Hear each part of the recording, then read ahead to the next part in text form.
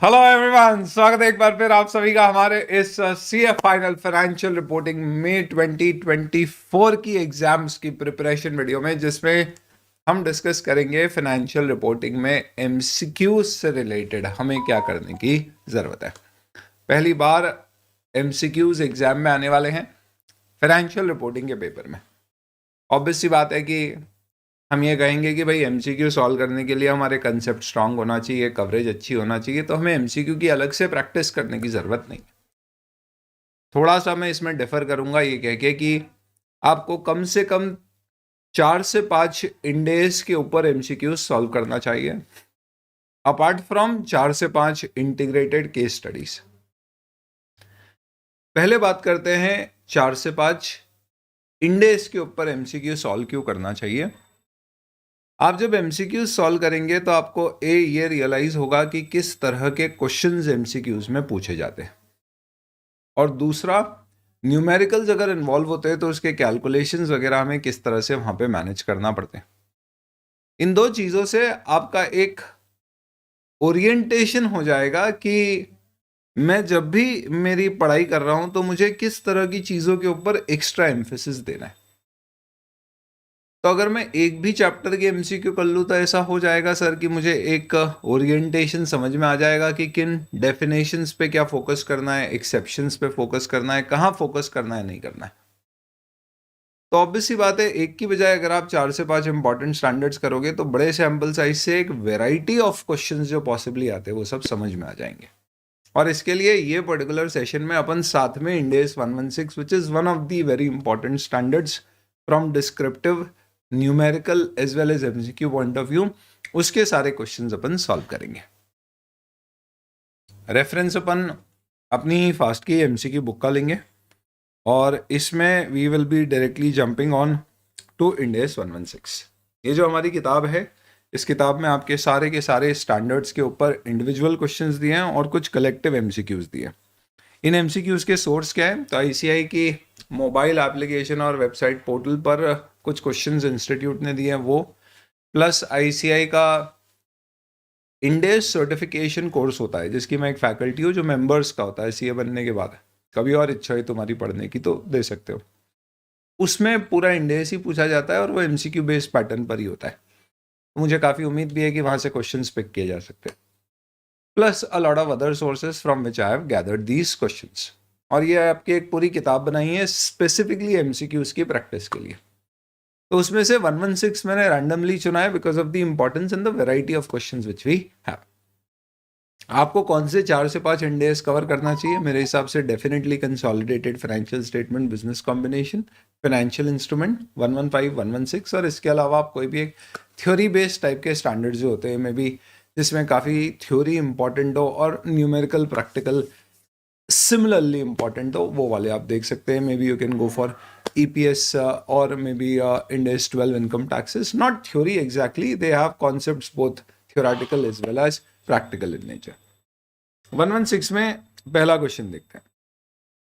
Lease term includes period covered by extension option if exercise of that option by the lessee is remote, highly probable, reasonably certain, virtually certain।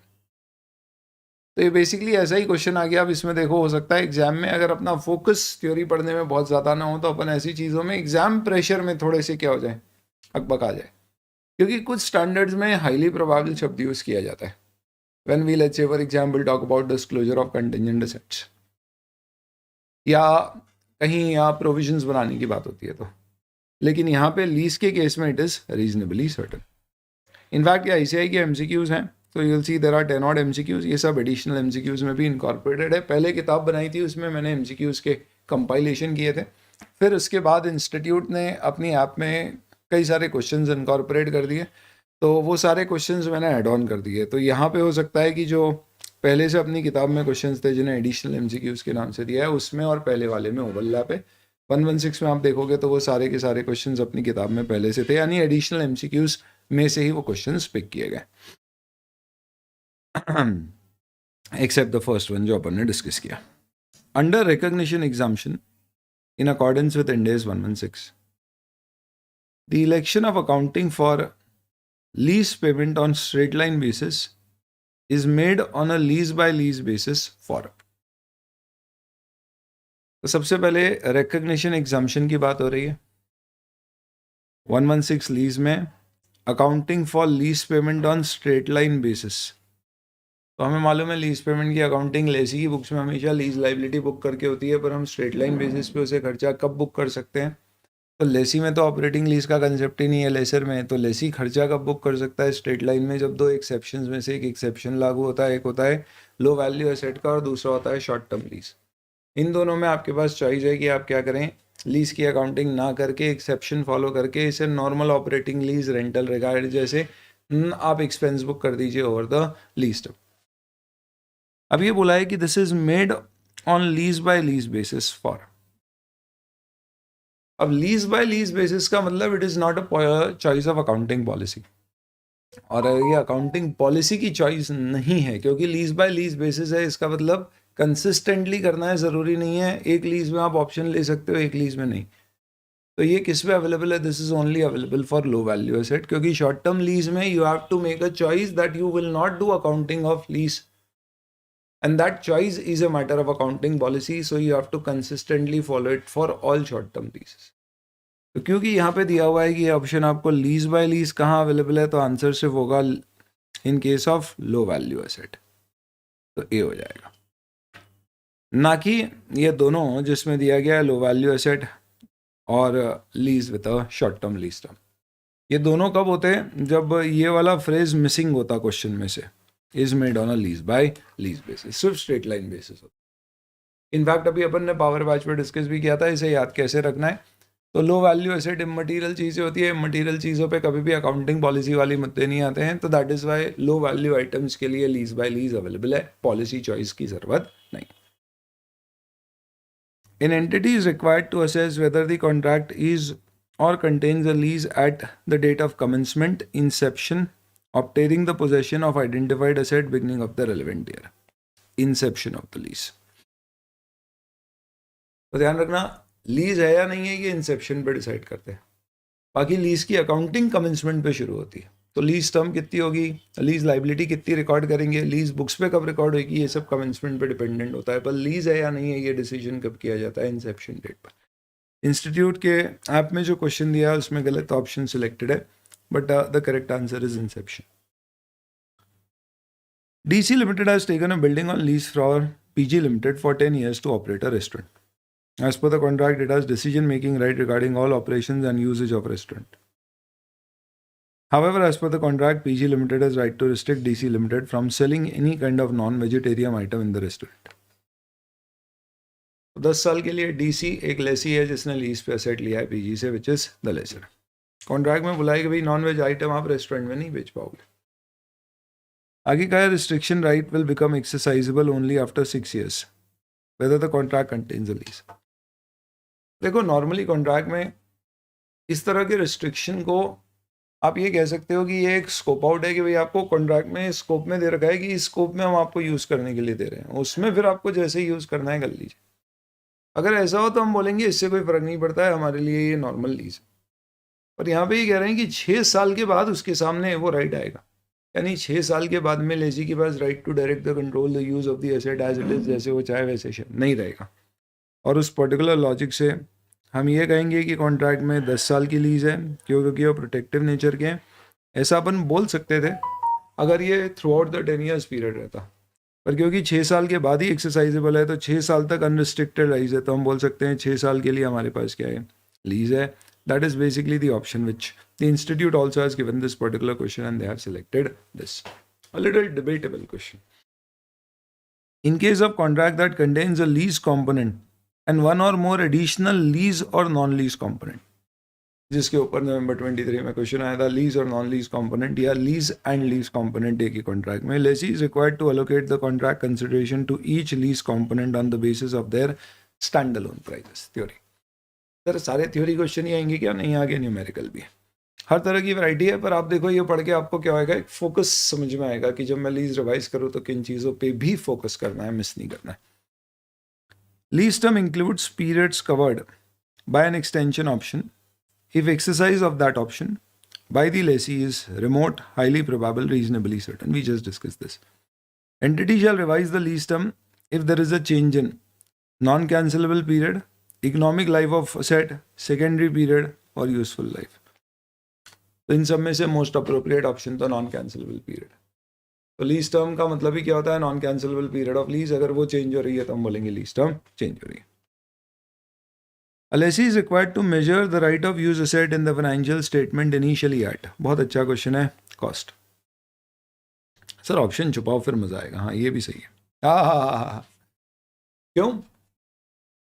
India 116 कहता है कि initially आप lease पे लिए हुए asset, right of use asset को record किस पे करेंगे? Cost. And what is cost? फिर वो कहता है cost is present value of the lease payments which you have to make under the lease और the fair value of the asset whichever is laser.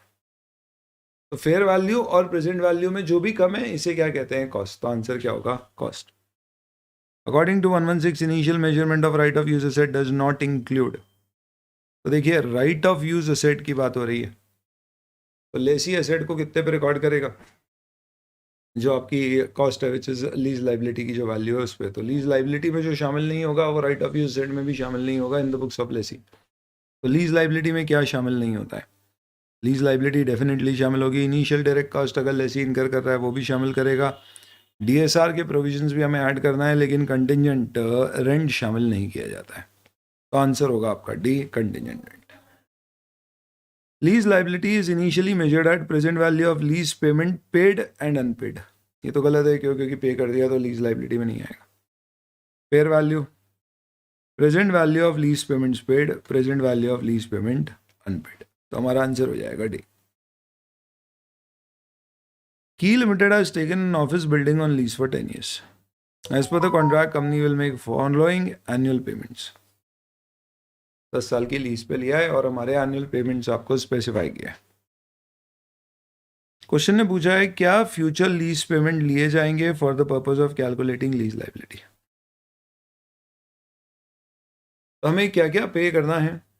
हमें annually पे करना है fix lease rental, maintenance charges, property taxes और building insurance.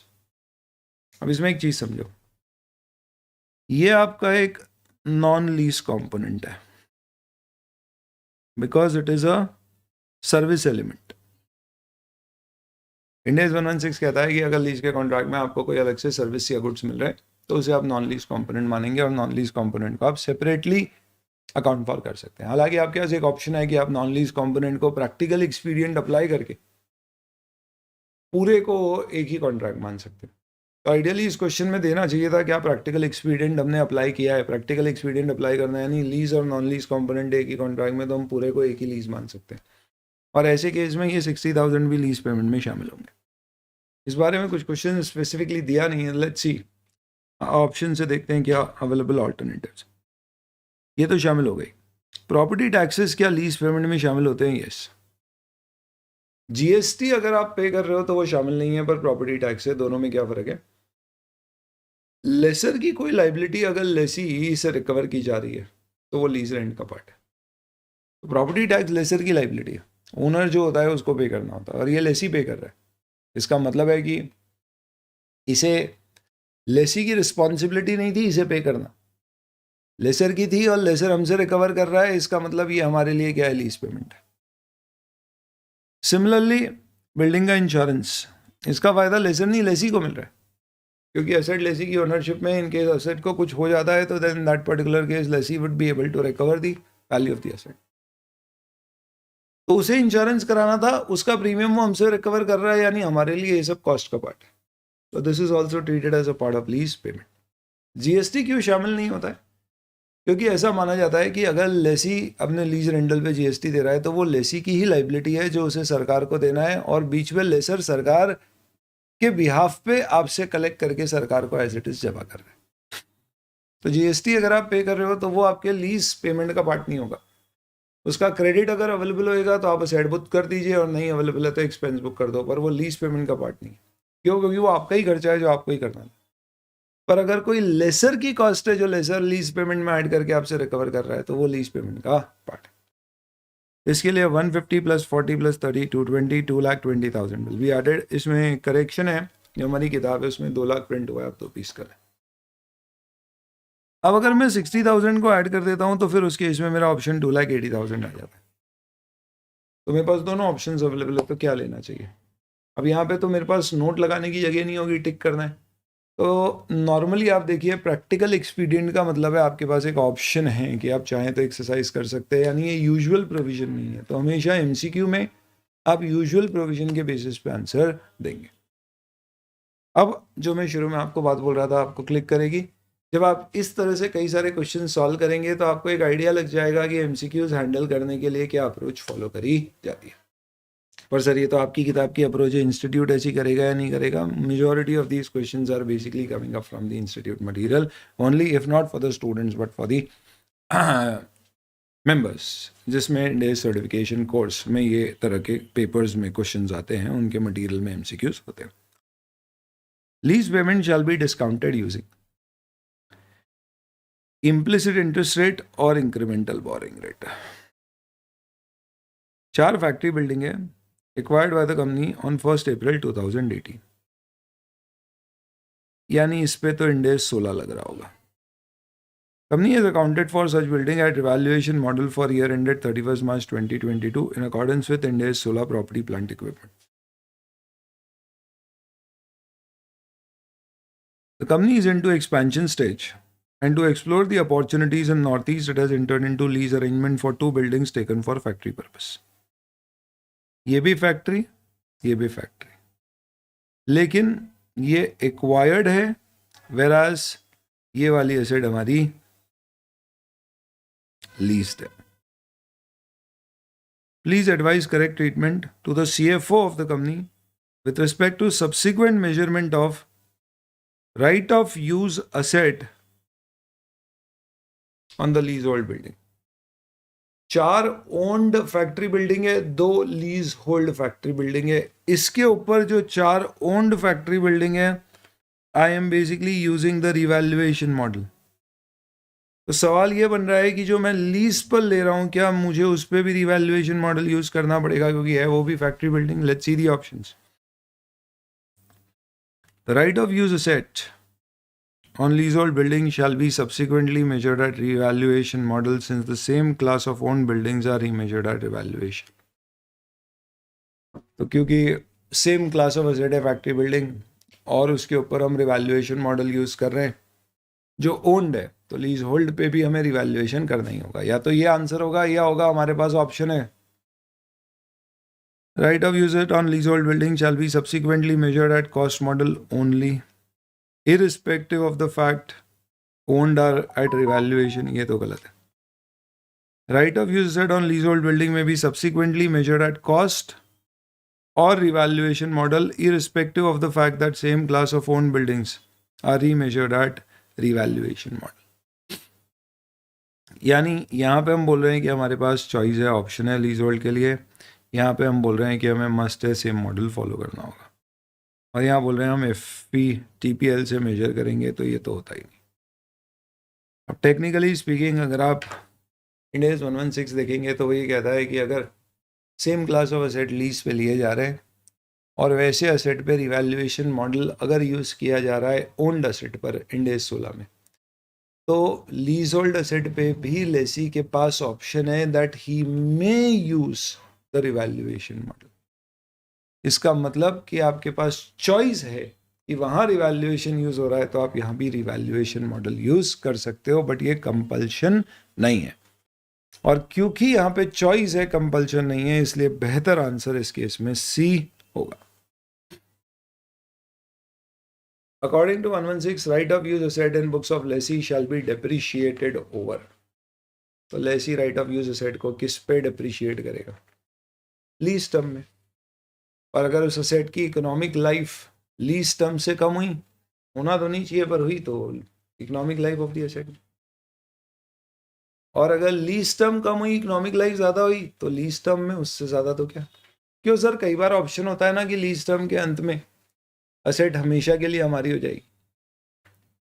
उस case में फिर आप एक्सटेंडेड पीरियड पे भी जा सकते हो। अब देखते लोअर ऑफ लीज टर्म और asset useful life, higher of lease term and asset useful life, entire lease term और useful life of the asset. अब इन सब में तो फिर सबसे अप्रोप्रिएट ऑप्शन यही है। बेस्ट और करेक्ट आंसर क्या होता कि असेट की यूजफुल लाइफ और lease term which ever is lower, accept in cases जहां पे असेट क्या हो रहा है, at the end of the lease term transfer हो रहा है लेसी को, उस केस में हम असेट की यूजफुल लाइफ लेंगे। क्योंकि कुछ कुछ केसेस में 116 में asset eight the end of the lease term transfer हो जाता है, पर वो नहीं है तो फिर हम यहाँ ऑप्शन पे जाएंगे। Lease liability is subsequently measured by increasing the carrying amount to reflect interest on lease liability and increasing the carrying amount to reflect lease payment made। अरे फालतू क्वेश्चन है। कैरिंग अमाउंट बढ़ेगा ऑन अकाउंट ऑफ इंटरेस्ट और कम होगा on account of lease payment made, तो B option.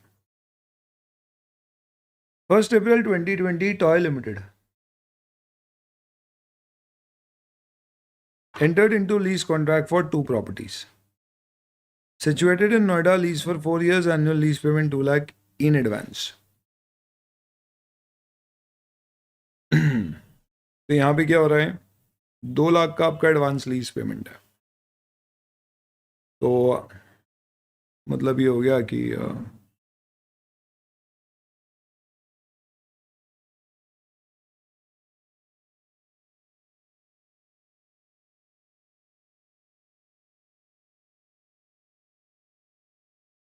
तो जो property x है उसमें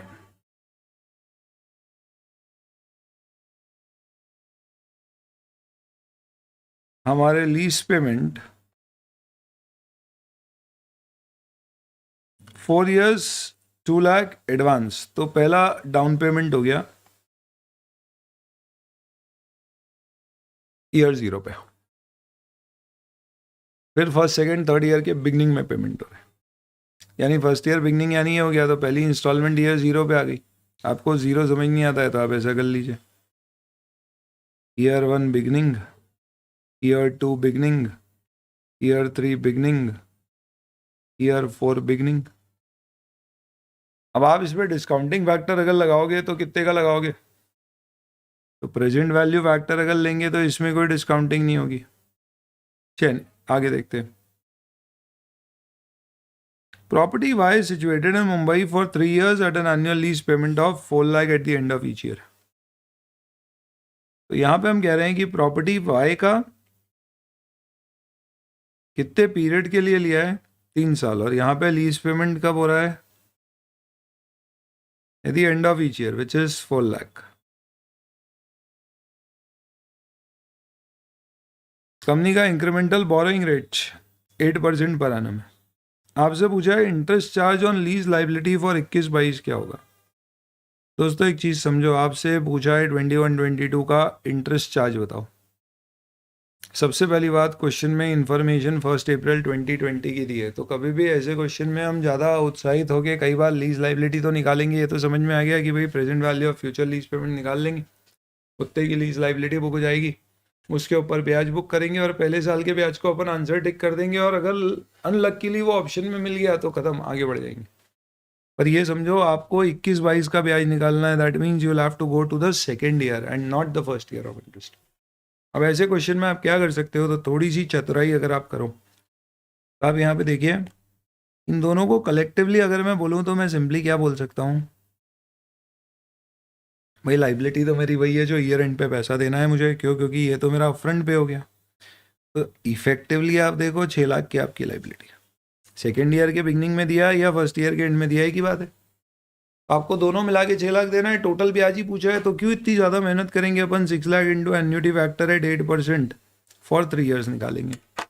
अब अगला सवाल, सर डिस्काउंटिंग कैसे लेंगे, तो ये एक नई समस्या आने वाली है अब, क्योंकि अभी तक तो इंस्टीट्यूट डिस्काउंटिंग फैक्टर दे देता था, अब एमसीक्यू में देगा क्या, पहला अटेम्प्ट है शायद ही दे, तो नॉर्मली ऐसे केस में फुल डेसिमल्स में कैलकुलेटर पे क्वेश्चन सॉल्व होएगा। तो 1 / 1.08 1, 2, 3 GT × 6, 15 पॉइंट, तो पूरा ही लिखिए आप, 15,46,258। आपका टेबल शुरू यहां से होगा, लेकिन हमसे ब्याज कौन से साल का पूछा है? 15,46,258। इस पे 8% इंटरेस्ट लगेगा, ईयर एंड पे रीपेमेंट होगा विच इज 6 लाख। फिर जो बैलेंस बचेगा इसके ऊपर 8% आपका जवाब है, तो अपन तो फटाफट जवाब निकाले। 1546,258 इंटू 1.08 माइनस 6 लाख इंटू 0.08, 85,597 हमारा आंसर आना चाहिए। उस लॉजिक से हमारा आंसर क्या आएगा? 85,597। चलिए, which of the following is not an indicator of finance lease? Simple question. हम बड़ा करते हैं okay, let's make this full. The lessee transfers the ownership of underlying asset to the lessee by the end of lease term. Finance lease का indicator है। Specialise nature ये भी indicator है। Half of economic life ये indicator नहीं है, answer C हो गया। 116 lessee shall present in the balance sheet fair value of underlying asset subject to lease, right of use asset of the underlying asset subject to lease, value in use और अनअक्रूड lease obligation. भाई इन सब में तो सीधी सीधी right of use asset ही लग रही है, सही है। 116 provides that a customer has right to direct the use of an identified asset throughout the period of use only if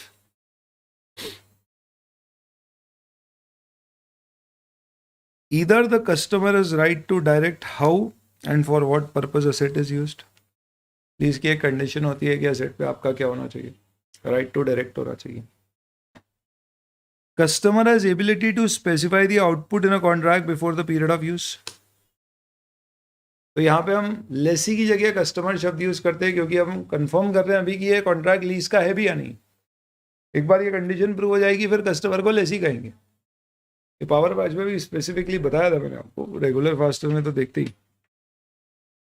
तो ये भी सही है, हमारे पास ऑप्शन होना चाहिए डिफाइन करने का। हम क्या बनाएंगे, हमारी इच्छा है। हम यानी कस्टमर, यानी अगर कंडीशन सेटिस्फाई तो लेसी।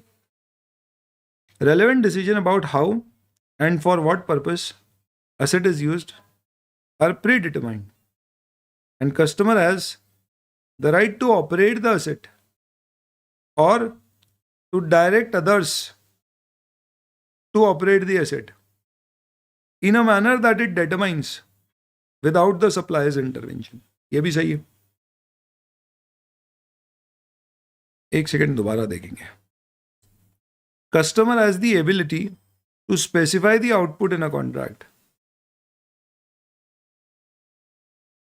ये गड़बड़ हुई, देखिए बड़ी बारीकी से देखना पड़ता है।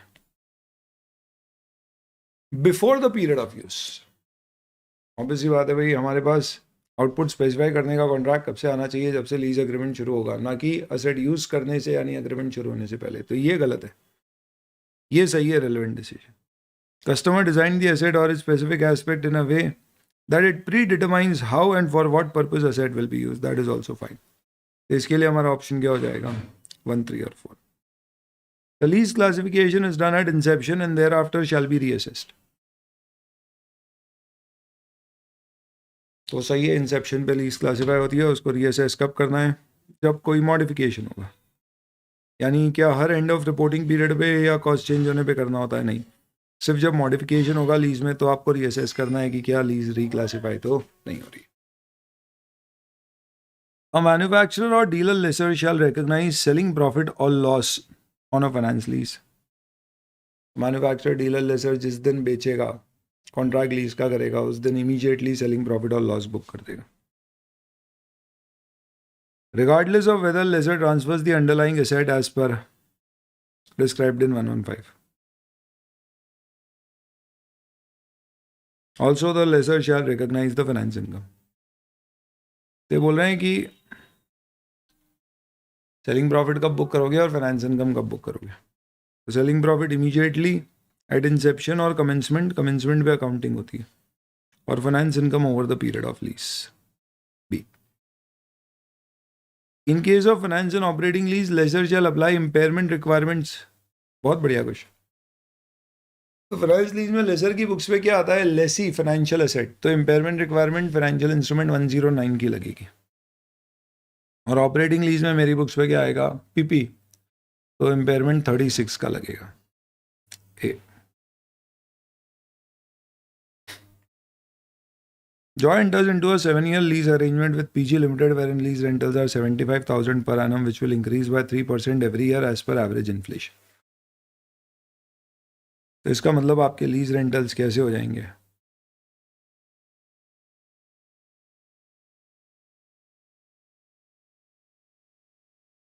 तो अगर हम ईयर वाइज देखें तो टोटल कहानी होगी 7 साल की, और 7 साल में पहले साल में होगा 75,000, दूसरे साल में 75,000 इंटू ऐसे बढ़ते जाएगा। पर ध्यान रखना बढ़ेगा अगले साल से, क्यों, क्योंकि फर्स्ट ईयर का तो फिक्स ही है। Lessee's internal implicit interest rate is not available, borrowing cost at 8%. तो हमें यहाँ पे डिस्काउंटिंग फैक्टर जो लेना है वो 8% लेना है। Lessee made payment of 75,000 as advance lease rent for starting the lease, यानी ये पेमेंट ईयर के बिगनिंग में हो रहा है, तो डिस्काउंटिंग फैक्टर आप इस पे नहीं लगाओगे,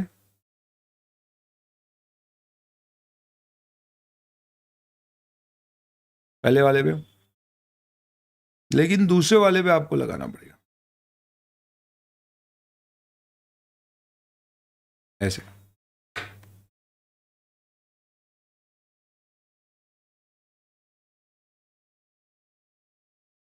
all payments in year 1 were made in beginning, और भी कोई पेमेंट है तो शुरू में हुआ।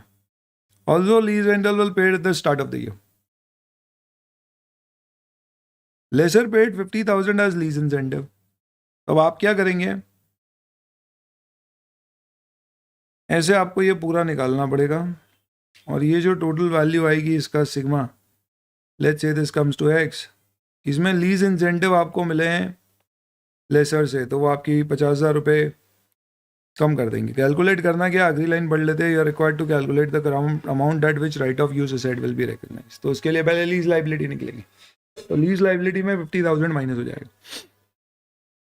आगे, lessee incurred expense of 15,000 as legal fees and miscellaneous expense. Assuming ये इनिशियल डायरेक्ट कॉस्ट है तो राइट ऑफ यूज एसेट में ऐड होता है, भले ही लीज लाइबिलिटी में एडजस्ट नहीं।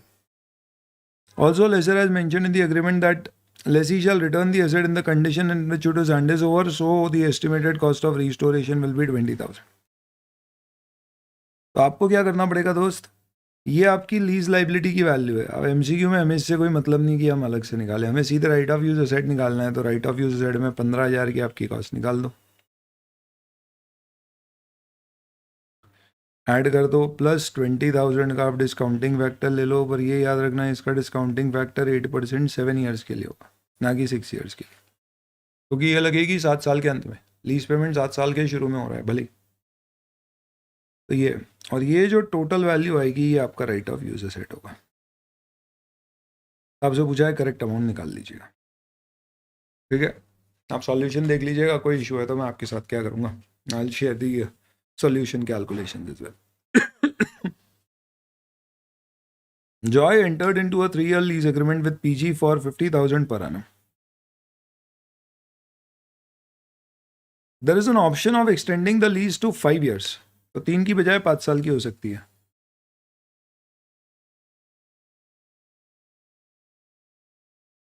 हो सकता है 5 साल की हो जाए, एक्सटेंड करे तो। And is most likely lessee will exercise, और एक्सटेंडेड में 55,000 होंगे। तो लीज लाइबिलिटी में क्यों, क्योंकि it is reasonably certain that they will be exercised, हम इन सबको शामिल कर लेंगे। क्वेश्चन में पूछा गया आखिरी में लीज लाइबिलिटी कैलकुलेट करना है और सजेस्ट करना है फाइनेंस कॉस्ट फर्स्ट ईयर की क्या होगी, तो लीज लाइबिलिटी में सब शामिल हो जाएगा। आगे, lessee's internal rate implicit is not available, borrowing 9% है, तो डिस्काउंटिंग ही हो जाएगी। Residual value guaranteed by lessee to lessor amounts to 40,000। अब एक चीज़ समझो, अगर लेसी ने गारंटी कराया लेसर को 40,000 तो ये तो अपने को छोड़ना ही पड़ेगा। क्यों? क्योंकि guaranteed residual value lease liability में ऐड होती है। अगर लेसी टर्मिनेट करता है कॉन्ट्रैक्ट बिफोर 3 years तो it will have to pay a penalty of 30,000 to the lessor. मेरे लिए ये पूरा ट्रिन है। ट्रिन यानी कोई काम की इन्फॉर्मेशन नहीं है, इग्नोर करने के लिए। क्यों? क्योंकि मैं तो एक्सटेंशन ऑप्शन के बारे में सोच रहा हूँ कि वो एक्सरसाइज करूँगा, तो टर्मिनेशन पेनल्टी कहाँ लगेगी? तो बस इसके बेसिस पे अब आप इसको डिस्काउंट कर दीजिए। क्या रेट से डिस्काउंट करोगे? 9% से। लीज रेंटल कब पे करेंगे? जब कुछ भी ना दिया जाए तो अरियर्स में अज्यूम करना। इसकी प्रेजेंट वैल्यू फैक्टर आप ले लेंगे 9% से for 1 year, 2 year, 3 year, 4 year and 5 year। और इन सब का जो समेशन आएगा वो आपकी लीज लाइबिलिटी आ जाएगी। उससे आगे सॉल्व कर लीजिए। चले, ये बहुत ही खतरनाक क्वेश्चन है। Boy entered into lease agreement with PG limited for lease of 4 units of office premise for lease rental of 2 lakh per annum for a period of 5 years।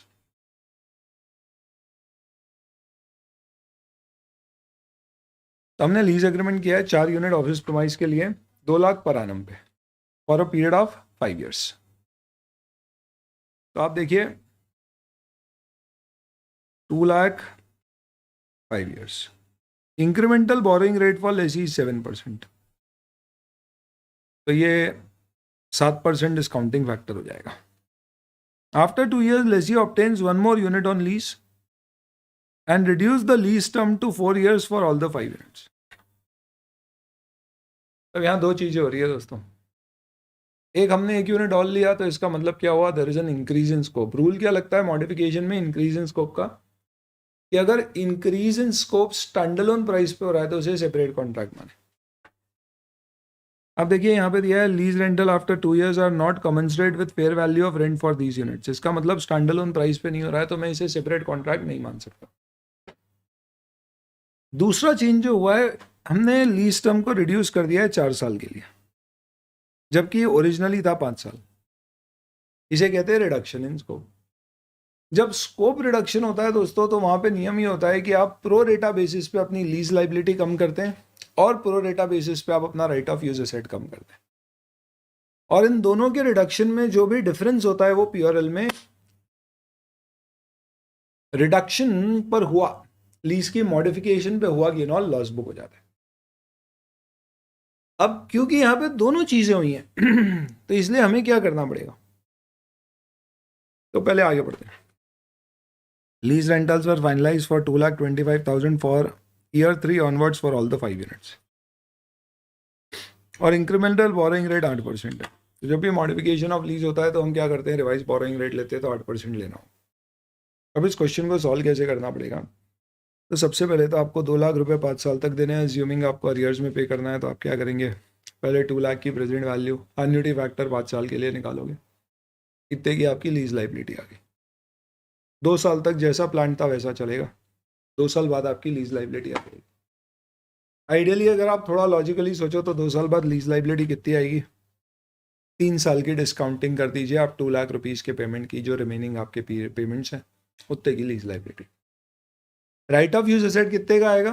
तो उसके लिए हमें इनिशियल लीज लाइबिलिटी निकालना होगी, वो उसका 3/5 आ रहा होगा, एसएलएम बेसिस पे डिप्रिशिएट हो रहा होगा। अब राइट ऑफ यूज एसेट को आप 1/3 से कम कर दोगे। क्यों? क्योंकि उसकी रिमेनिंग लाइफ 3 से 2 साल ही बची। तो पहले जो एक नया यूनिट लिया उसकी अकाउंटिंग नहीं कर रहे, पहले जो हमने 5 साल से 4 साल किया कॉन्ट्रैक्ट उसकी अकाउंटिंग करेंगे, तो वो 1/3 से कम होएगा। तो राइट ऑफ यूज एसेट कम होगा तो क्रेडिट। और उधर आपकी लाइबिलिटी टेक्निकली अब आपका कॉन्ट्रैक्ट 3 की बजाय 2 साल का ही बजाय, तो आपकी लाइबिलिटी कितने से कम होना चाहिए थी? जो 3rd ईयर का लीज पेमेंट है उसकी प्रेजेंट वैल्यू से, वो लीज लाइबिलिटी आपकी क्या हो जाएगी? डेबिट। इन दोनों का जो भी डिफरेंस है वो डिफरेंस आपका कहाँ पे चले जाएगा? That is something which will go to PRL. फिर उसके बाद आप लीज लाइबिलिटी 2,25,000 को 3 साल से 8% से डिस्काउंट करके निकालो, और वो जितनी भी लीज लाइबिलिटी और अभी की लीज लाइबिलिटी में डिफरेंस है वो पूरा राइट ऑफ यूज एसेट में ऐड हो जाएगा। अब क्वेश्चन में पूछा गया है, ये देखते हैं। ये पूछ रहा है आपको गेन लॉस ऑन मॉडिफिकेशन बताना है, तो आपको ये नहीं बताना है कि कितना राइट ऑफ यूज एसेट में ऐड होगा लीज लाइबिलिटी चेंज होने के कारण, यानी आपको स्कोप रिडक्शन की अकाउंटिंग बतानी है कैलकुलेट करके। तो स्कोप रिडक्शन की जब अकाउंटिंग कैलकुलेट करेंगे तो आपका जो भी गेन लॉस आएगा वो निकालना पड़ेगा. It's going to involve good amount of calculation. A wonderful asset. चलिए. Fly sold an asset to PG for 45 lakh, the carrying value of which was 32 lakh. तो carrying amount 32 है, selling price 45 है. Terms and condition of transaction are such that transfer of the building by the seller lessee satisfies requirement for determining when the performance obligation is satisfied under 115. Okay, तो ये question cell और lease back का है. और यहाँ पे lease back जो है वो ऑपरेटिंग लीज है. ऐसा कैसे? क्योंकि फाइनेंस लीज बैक अगर होता है तो 115 की कंडीशन पूरी नहीं मानी जाती है. ये नहीं माना जाता है कि एक्चुअल में कोई सेल हुई है. एकदम ताजा होना चाहिए कॉन्सेप्ट दिमाग में.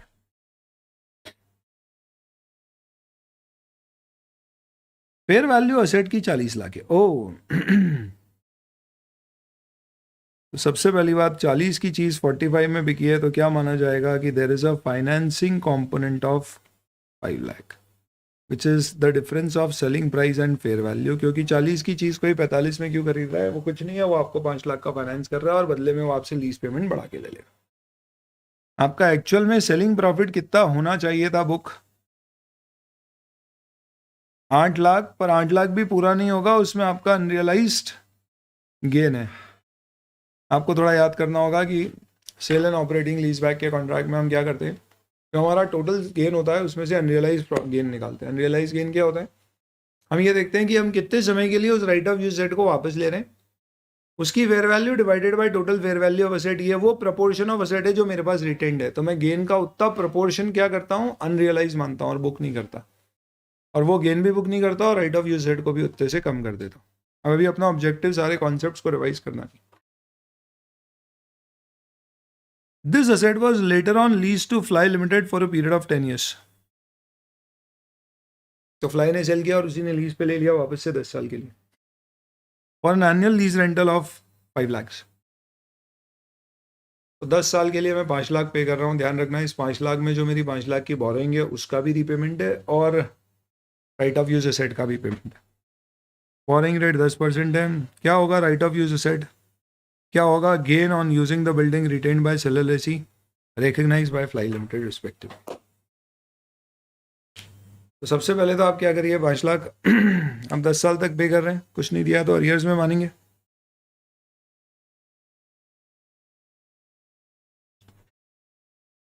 तो हम बोलते हैं present value of lease payments कितना है? 10 लाख into annuity factor at 10% for 10 years. Borrowing rate है 10% का दिया हुआ.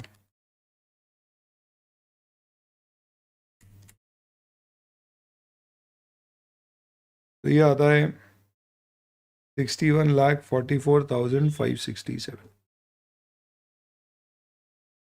कितना पैसा आप दे रहे हो? इसमें से 10 साल के लिए ओ नो आपका लीज रेंटल 5 लाख ही है, 5 लाख पे कर रहे हैं. तो इट इज 30,72,283.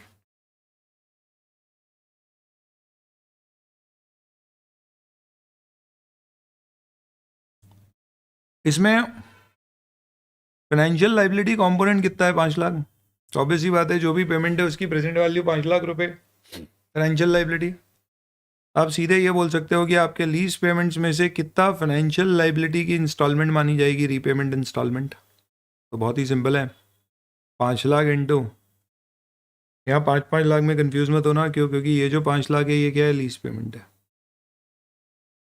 इंटू 5 लाख, ये 5 लाख क्या है? वो 45 माइनस 40 जो लोन का अमाउंट है वो, डिवाइडेड बाय 30, 72, 283.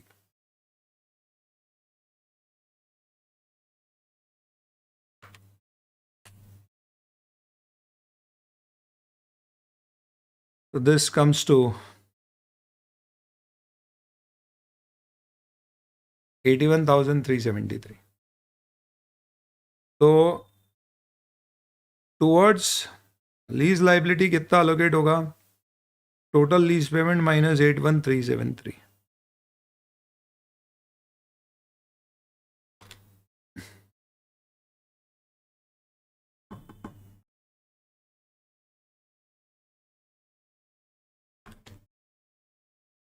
418627।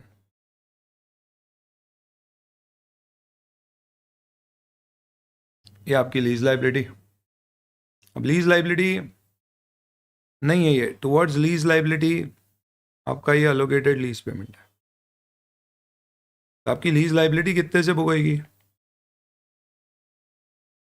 तो बहुत ही सिंपल है। क्वेश्चन ने आपको क्या पूछा है?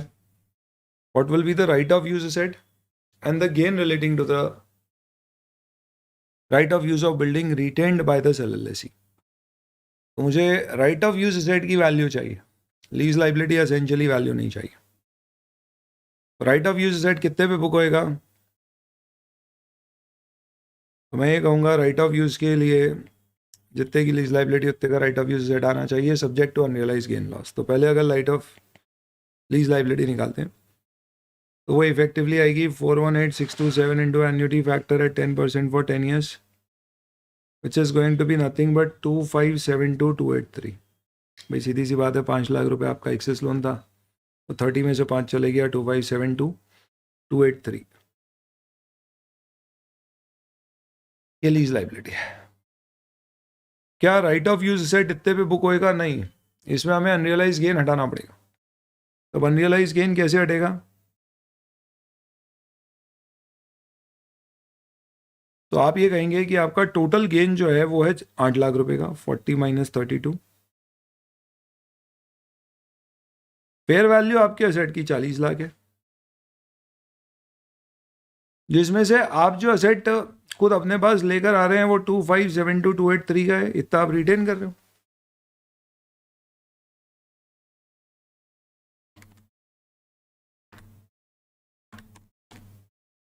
इसका मतलब आपका अनरियलाइज गेन है 5,14,457। आपको लीज लाइबिलिटी में से इतना हटाना पड़ेगा। 2572283 पे right of use asset book होता, पर इसमें 514457 आप हटा दोगे अनरियलाइज गेन, तो ये राइट ऑफ यूज एसेट आ जाएगा। अब इसी बात है, सेल एंड लीज बैक अपने आप में एक इंटरेस्टिंग और कॉम्प्लिकेटेड दोनों ही कॉन्सेप्ट है। इसके लिए आपको थोड़ा सा दिमाग में फ्रेश होना चाहिए। 2057826। अब आगे करने से पहले, क्योंकि मुझे ये figure right of use asset 2057826 दिख रहा है और ये कहीं पर भी और नहीं है, तो मैं सीधे सीधे ये आंसर टिक करके आगे बढ़ सकता हूँ दूसरा कैलकुलेट किए हुए।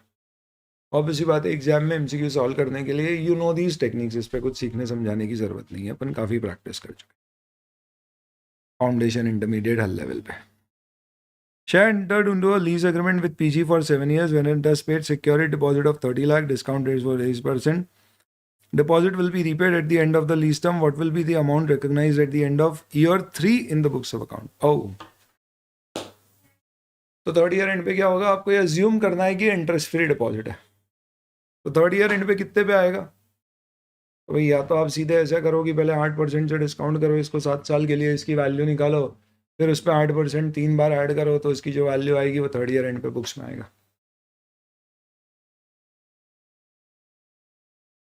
अब क्वेश्चन ने पूछा क्या क्या एंड ऑफ ईयर 3 में क्या रिकॉर्ड होगा? Interest, right of use asset में अमोर्टाइजेशन और सिक्योरिटी डिपॉजिट का बैलेंस। तो यहाँ पे क्योंकि मल्टीपल चीजें हैं तो आपको सारी कैलकुलेट करना पड़ेगी। तो कैसे होगा? सबसे पहले 30 लाख को आप डिस्काउंट कर लीजिए 1.08, 1 2 3 4 5 6 7 बार, तो 17,50,471 ये आपकी 30 लाख रुपीस की प्रेजेंट वैल्यू है। एक्चुअल में इतने का फाइनेंशियल एसेट बुक होगा और बचा हुआ राइट ऑफ यूज एसेट में ऐड हो जाएगा, माइनस 30 लाख कर देंगे आप, 12,49,529 जो प्रीपेड लीज रेंटल की तरह हर साल अमोटाइज होगा over a period of 7 years. तो कितना अनअमोटाइज रह गया होगा? क्योंकि ये भी पूछा है तो सीधी बात है, 3 साल हो गए, तो 3 साल खत्म होने पे 4 साल का बचा हुआ होगा, तो इंटू 4 डिवाइडेड बाई 7, 714016। अब यहाँ पे इतना बैलेंस बचा है और कितना अमोर्टाइज हो चुका है? 535512।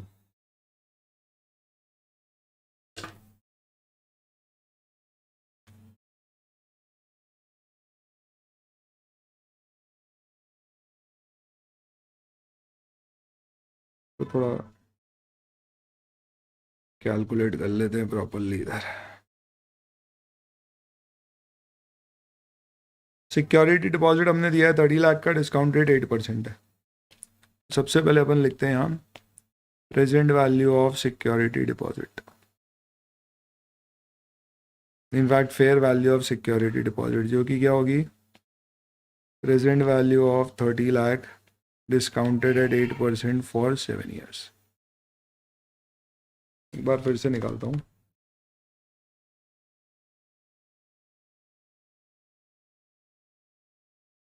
$17,50,471। This is the fair value. तो जो हमने एक्सेस पे किया है, it will be treated as ROU asset या prepaid lease rental। 12,49,529। अब सबसे पहले क्वेश्चन ने क्या क्या चीज़ें दी है आपको? एक तो एंड ऑफ ईयर 3 में इंटरेस्ट कितना रिकॉर्ड होगा। तो इंटरेस्ट के लिए तो फिर मुझे सिक्योरिटी डिपॉजिट अकाउंट बनाना होगा, जो शुरू होगा फेयर वैल्यू 17,50,471। इस पे इंटरेस्ट आते जाएगा हर साल 8% से। कोई रीपेमेंट जैसी चीज़ नहीं है, तो मुझे ये वाली वैल्यू निकालना है। तो मैं सीधे निकाल लेता हूँ 1750,471 इंटू 1.08 इंटू 1.08, ये 2 साल बाद की वैल्यू आ गई, इंटू 8%, 1,63,340 आ रहा है। तो ये तो ब्याज का फिगर आ गया। तो 163,430। अमोर्टाइजेशन कितना हो रहा है राइट ऑफ यूज एसेट का? 1,249,529 डिवाइडेड बाय 7, हर साल इतना होगा। तो 178,504 पर एनम का अमोर्टाइजेशन एक्सपेंस है। और अगर ये देखें तो ये देखो आपको ए ऑप्शन में ही दिख रहा है, इंटरेस्ट और अमोर्टाइजेशन। बाकी सब में आप देखेंगे तो अमोर्टाइजेशन का अमाउंट डिफरेंट है, तो इसलिए आंसर ये हो गया। और सिक्योरिटी डिपॉजिट का अगर बैलेंस निकालना है तो आप यहाँ पे ये जो फिगर यहाँ पर आ रहा है ये निकाल लीजिए, 1750471 into 1.08 into 1.08 into 1.08, just to be double sure, 2205,089, 2205,089। तो इस लॉजिक से आंसर ये आ जाएगा। ठीक है, ये कैलकुलेशंस आप कर लोगे।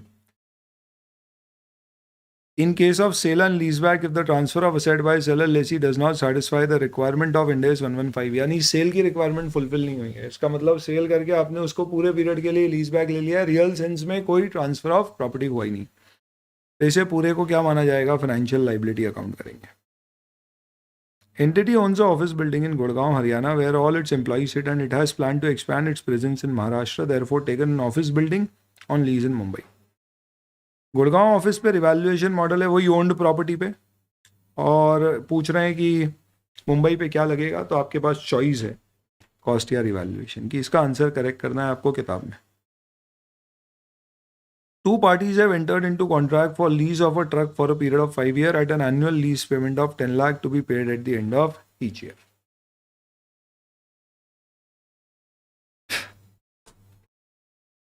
तो 5 साल 10 लाख arrears.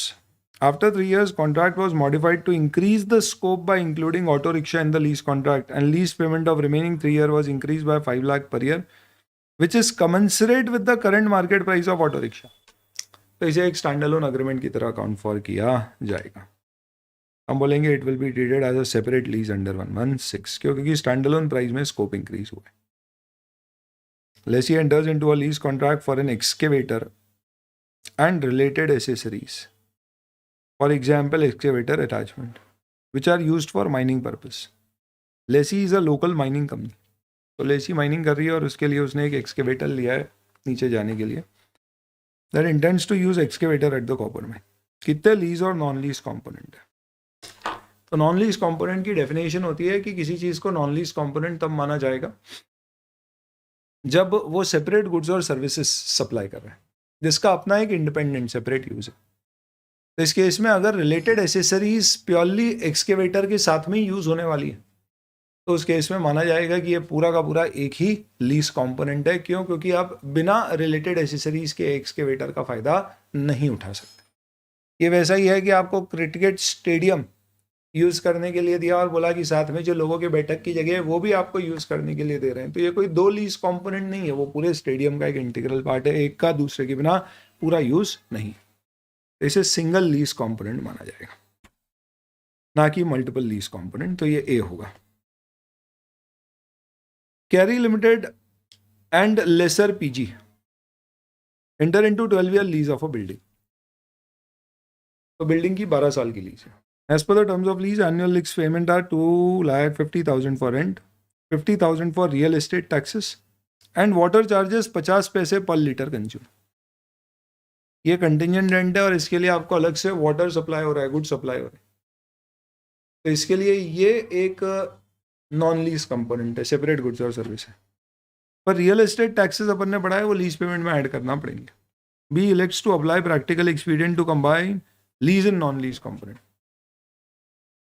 तो बोल रहा है कि हम लीज नॉन लीज कंपोनेंट को कंबाइन करना चाहते हैं।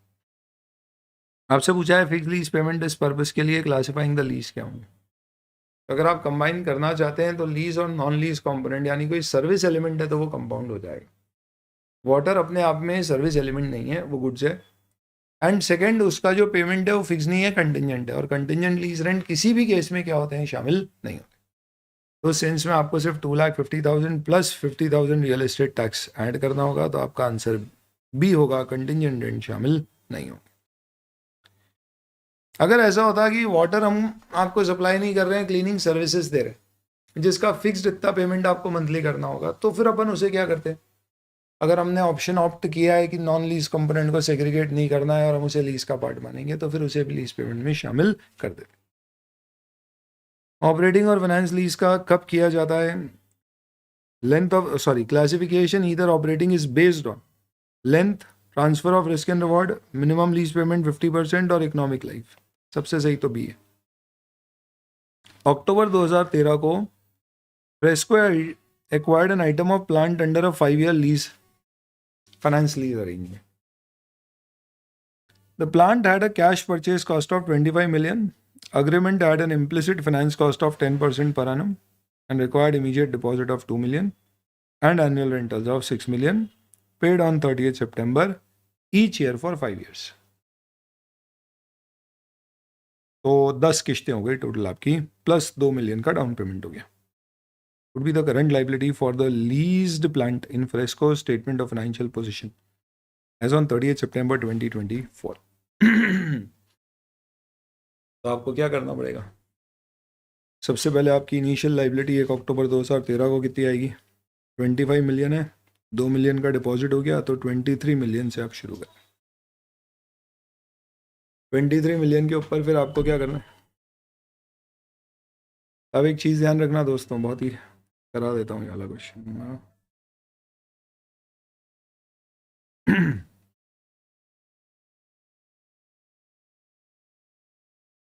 1/23 पे 23 मिलियन हमारी लाइबिलिटी है।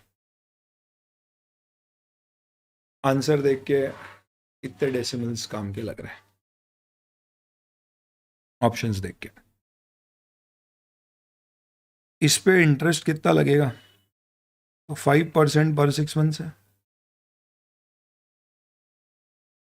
10% पर आना में तो 2300 का 5% 115। आगे बोला है एनुअल रेंटल 6 मिलियन है which is paid on 30th September each year for 5 years। अब आप इसको 6 महीने के लिए क्वेश्चन सॉल्व मत करो, कोई मतलब नहीं है। आप इसे सॉल्व करिए अक्टूबर टू सितंबर को ईयर मान के, क्योंकि ऐसे ही ये सारे क्वेश्चन सॉल्व किए जाते हैं। और कहीं क्वेश्चन में लिखा भी नहीं है कि 6 मंथ्स रिड्यूसिंग ब्याज है। तो आप अपना ईयर ही क्या मानो, 1 अक्टूबर 13 से 30 सितंबर 14, 1 अक्टूबर 14 टू 30 सितंबर 15, ऐसा। और सर उतना क्यों जा रहे हो आप आगे, कारण है समझेंगे। ओपनिंग अपना है 23 मिलियन, इंटरेस्ट अपन लगाएंगे 10% से 230। क्या कोई रीपेमेंट हो रहा है 30 सितंबर पे? यस सर, एनुअल रीपेमेंट है 6 मिलियन।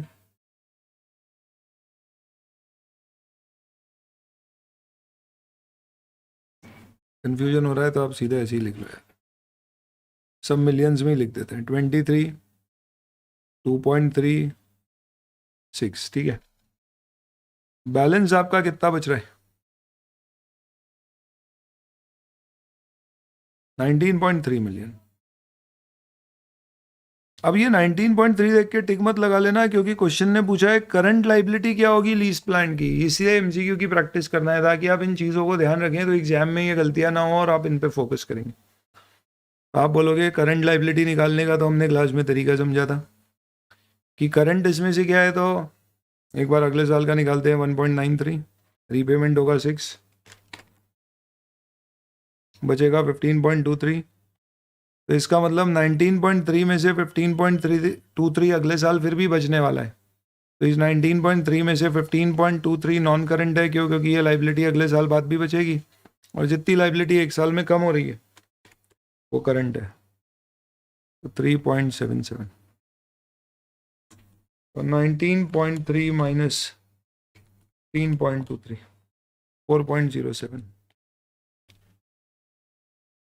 ये आपकी करंट लाइबिलिटी आएगी। तो ये आपका आंसर है बी, यहाँ पे हिंट दी हुई है। चलिए, fair value of an asset is 90,000, initial direct cost to the lessor are 10,000।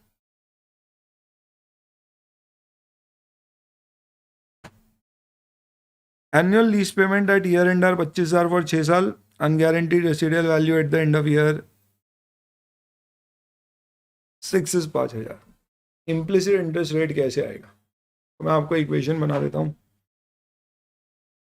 Laser को 90,000 का असेट मिला है और 10,000 की कॉस्ट लगी है, तो वो तो ये कहेगा कि उसकी gross investment in lease 1 lakh है, जिसके बदले में उसे 25,000 at the end of each year मिल रहे हैं, यानी into annuity factor at X% for 6 years, plus lessor UGRV शामिल करता है। ये कंसेप्ट आपको एकदम क्लियर होना चाहिए कि लेसर की बुक्स में शामिल नहीं होता है। लेसर की बुक्स में वो इंक्लूड करता है इम्प्लिसिट इंटरेस्ट रेट निकालने के लिए यूजीआरवी, पर लेसी अपनी बुक्स में राइट ऑफ यूज रेट और लीज लाइबिलिटी में यूजीआरवी शामिल नहीं करता। अब इस इक्वेशन को कैसे सॉल्व करना है? कोई इंटरपोलेशन नहीं है, ऑप्शन है, तो पहला ऑप्शन लगाओ, सॉल्व करो, आंसर आ जाए तो इसका मतलब वही आंसर है। ए ने एक असेट ऑपरेटिंग लीज पे लिया है जिसके रेंटल ईयर 1 में 1 लाख है और ऐसे बढ़ते हैं। कितना अमाउंट डेबिट होगा लीज एक्सपेंस का in the lessee's books of accounts on annual basis as per Ind AS 1/16। तो ऑपरेटिंग लीज पर अगर आपने असेट लिया है तो लेसी की बुक्स में एनुअल बेसिस पे इंड AS 1/16 के अनुसार कितना बुक होएगा, ये कुछ गड़बड़ है, क्योंकि लेसी की बुक्स में ये करेक्शन करना था। इनफैक्ट AS 19 के अनुसार क्या होगा ये पूछो, कंपैरिजन है हमारे सिलेबस में। तो AS 19 में लेसी की बुक्स में ऑपरेटिंग लीज का कंसेप्ट होता है, इंड AS 116 में there is no concept of operating lease for lessee, unless वो लो वैल्यू एसेट हो या शॉर्ट टर्म लीज हो जो दिख नहीं रहा। हाँ, लेसर की बुक्स में ऑपरेटिंग लीज का कंसेप्ट होता है, तो अगर लेसर की इनकम पूछी होती तो हम निकाल सकते थे, पर अगर लेसी की बुक्स में पूछा है तो हम तो फिर उस केस में क्या करेंगे, लीज एक्सपेंस बुक नहीं करेंगे, फिर तो हमें निकालनी पड़ेगी क्या, right of use at lease liability. पर AS 19 में ऑपरेटिंग लीज में लीज एक्सपेंस बुक किया जा सकता है, और वो कैसे, स्ट्रेट लाइन बेसिस पे। आप देख लीजिए 10 साल का पेमेंट 1 लाख तो हर साल ही है, तो 10 लाख ये हो गया, 10, 30, 50, 80, 80 और 80 160, 2, 3, 20। टोटल पेमेंट आपका 13,20,000 हो रहा है, जिसे आपको स्ट्रेट लाइन बेसिस पे बुक करना है, तो 1,32,000 ऐसे आएगा। What is the journal entry at the inception of finance lease in financial statement of lessee? Right of use asset debit to lease liability. तो सी हो जाएगा. Gross investment in finance lease 5 lakh है. Present value of minimum lease payment for lessor 3 lakh. Gross investment यानी lessor के लिए 3 lakh MLP है. तो UGRV कितनी है? तो UGRV accruing to lessor at an implicit rate of lease is 1 lakh. तो अनअर्न्ड फाइनेंस इनकम कितनी होगी? तो सीधी सी बात है कि प्रेजेंट वैल्यू आपको क्या लेना है लेसर के लिए यूजीआरवी मिला के, तो 4 है, ग्रॉस 5 है, दोनों का difference unearned finance income. Unearned finance income क्या होती है? Gross investment minus net investment. Gross investment 5 है, नेट इन्वेस्टमेंट क्या होता है? Present value of minimum lease payment plus present value of UGRV, जो कि 3 और 1 है. तो finally answer 1. A Limited has contracted to lease the asset for 5 years. A Limited also has an option to continue the lease for 3 more years. So lease term 5 होगी या 8? 8 years only reasonably certain A will exercise its option with or without making further payments for continuing the lease. तो इसमें 2 option दिए गए हैं जो ऐसे confusing है. सिंपल सा मतलब है कि अगर आपको इंटेंशन लगता है कि आप एक्सटेंड करोगे तो आप क्या करोगे, उसे अभी से ही शामिल कर लो. बाकी पेमेंट करो या नहीं करो वो तब डिसाइड करेंगे कि आपने एक्सटेंड किया है नहीं, यानी बाद में आपका एस्टिमेट चेंज हो सकता है. A signs a lease agreement with B for lease of building, which include lease of land as well as lease of land as well. इसका मतलब ये कॉन्ट्रैक्ट बिल्डिंग प्लस लैंड की लीज का है 15 साल का. Land is an undefined economic life and building has a life of 15 years. तो land की अपन मान सकते हैं लंबी है, बिल्डिंग की 15. Minimum lease payment 1 lakh per month है. लैंड और बिल्डिंग दोनों की मिला के फेयर वैल्यू 2 करोड़ है. सेपरेट फेयर वैल्यू निकालना पॉसिबल नहीं है, लेकिन लैंड की फेयर वैल्यू मटीरियल नहीं है. तो ये वाला केस है इंडेस 16 में जो लगता था कि अगर लैंड और बिल्डिंग की दोनों की साथ में लीज है तो सबसे पहले आप ये देख लीजिए कि क्या ये पूरी फाइनेंस लीज तो नहीं है. तो पूरी फाइनेंस लीज नहीं है क्योंकि बिल्डिंग की लाइफ 15 साल है, तो बिल्डिंग वाला पार्ट फाइनेंस लीज है, पर लैंड की लाइफ काफ़ी लंबी है और 15 साल बाद आप असेट दे नहीं रहे हो, वापस आएगी आपके पास. तो इसका मतलब लैंड के लिए ही ऑपरेटिंग है, तो ये पूरी फाइनेंस नहीं है. नेक्स्ट, क्या दोनों की फेयर वैल्यू निकाली जा सकती है अलग अलग? ऐसा है तो आप सेग्रीगेट कर दो लीज पेमेंट को और अलग अलग अकाउंट करो, तो वो संभव नहीं है. नेक्स्ट, क्या लैंड की वैल्यू इममटीरियल है? अगर ऐसा है तो पूरी बिल्डिंग लीज मान लेते हैं, यानी फाइनेंस लीज मान लेते हैं. वैसा भी नहीं. क्या ये पूरी ऑपरेटिंग लीज है क्या? तो वो भी नहीं है. क्यों? क्योंकि बिल्डिंग का जो पोर्शन है वो तो अपने आप में फाइनेंस लीज जैसा है, तो फिर से पूरा फाइनेंस लीज जैसे ट्रीट किया जाता है. इनफैक्ट मैं आपको बताता हूँ, ये हमारे इंडेस की आपकी जो ब्रह्मास्त्र है उसमें ये अपन डिस्कस करते हैं. ये फ्लो चार्ट आप देखो, जो भी मैंने अभी बोला वो यही है. अल्टीमेटली इसमें क्या बोला है फाइनली कि इस पूरे को फाइनेंस लीज माना जाएगा. तो ये ऐसी थॉट प्रोसेस आपको वहाँ पे लाके फिर क्वेश्चन सॉल्व करना पड़ेगा. तो एनी विच वेज आपको बोलना होगा कि ये पूरी की पूरी क्या मानी जाएगी. सी, फाइनेंस लीज मानना पड़ेगा.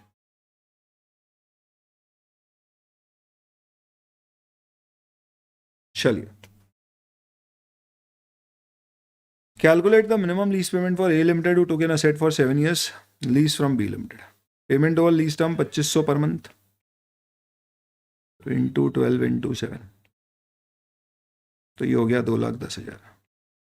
कंटिजेंट रेंट शामिल नहीं होता. Cost of service given by B limited 40,000. तो अगर आप प्रैक्टिकल एक्सपीडियंट अप्लाई करोगे तो 40 जुड़ जाएगा, नहीं करोगे तो इसको अलग से अकाउंट करेंगे. क्वेश्चन साइलेंट है तो शामिल नहीं करेंगे. जीएसटी कलेक्टेड 15,000 नहीं जुड़ेगा. प्रॉपर्टी टैक्स होता तो जुड़ जाता. Residual value guaranteed bye limited 5,000 जुड़ जाएगी, guaranteed residual value. Fair value 10,000 है एसेट की. अच्छा, ए के पास ऑप्शन है कि वो 7 साल बाद एडिशनल 2,000 दे के क्या कर सकता है, खरीद सकता है. And it is reasonably certain A will exercise the option. तो नॉर्मली रेसिडियल वैल्यू और परचेज ऑप्शन साथ में नहीं होता है, थोड़ा अजीब ही है क्वेश्चन. और ये बोल रहे हैं 5 तो मैंने गारंटी करा है, इसके अलावा मुझे एक परचेज ऑप्शन दे रखा है कि 2,000 रुपये और दे के 5 के अलावा मैं एसेट ले सकता हूँ, और मेरा इंटेंशन है कि मैं 2,000 दे दूंगा क्योंकि मार्केट वैल्यू 10,000 है, उससे भी ज़्यादा। तो फिर उस केस में परचेज ऑप्शन अगर रीजनेबली सर्टन टू एक्सरसाइज है, क्योंकि एसेट की फेयर मार्केट वैल्यू से काफ़ी कम पे मिल रहा है, तो उसे भी ऐड कर देते हैं। तो 2,17,000 उस तरह से। Reliable Finance Lease Limited has renewed the lease of an asset taking on operating lease as per the following lease payment schedule for the period of 5 years. हमने renew किया lease, operating lease पे लिया. Reliable Finance Lease received incentive of 5,000 in year 1, not included in above rentals, as incentive from lessor for renewing the lease. तो कितना lease expense book किया जाएगा statement of comprehensive income में in the year? तो ये भी आपको कहीं लिखना पड़ेगा कि एज पर AS 19, क्योंकि इंडेस में तो लेसी की बुक्स में क्या नहीं हो सकता, ऑपरेटिंग लीज होनी चाहिए। तो क्या करोगे आप दोस्तों, बताओ। कुछ नहीं है, टोटल का एवरेज निकाल दो आप और 5,000 का इंसेंटिव कम कर दो। आप देखिए इन सब का टोटल कितना आता है, 50, 70, 90, 1,05,000 minus 5,000, 1 lakh straight line basis पे करेंगे 5 ईयर्स से, तो 20,000 पर आना। लेसर कितना इनकम बुक करेगा ये पूछते तो भी यही होता। ये हमारे कुछ क्वेश्चंस है। The objective of this particular video is twofold. 1, थोड़ा सा आपको रियलाइज हुआ कि दोस्तों प्रैक्टिस कर लेना चाहिए 4-5 इंडेस के MCQs की, ताकि आप ओरिएंट हो जाओ कि किस तरह के क्वेश्चंस आते हैं, और फिर आगे के रिविजन्स करें ताकि आप उन चीज़ों पे फोकस करें जो MCQ में पूछी जा सकती है। और नंबर 2, क्योंकि हमारी MCQ बुक है स्टूडेंट्स के पास, तो एक उसका ये डिस्कशन वीडियो भी हो गया। कुछ उसके जो करेक्शंस थे वो रेड में मार्क कर दिए, तो वो करेक्शंस भी आपके लिए थोड़े रेलेवेंट हो गए। Thank you. और आगे फिर इस तरह का MCQ, I think the basic objective is clear for this taking this video, just to guide you in terms of how to take up the MCQs. Rest you can do. We can have a question answer solving session, या फिर अगर कोई chapter के MCQs का इस तरह का एक और वीडियो चाहिए डिस्कशन का, तो आप बता सकते हैं। Okay, all the best, bye bye.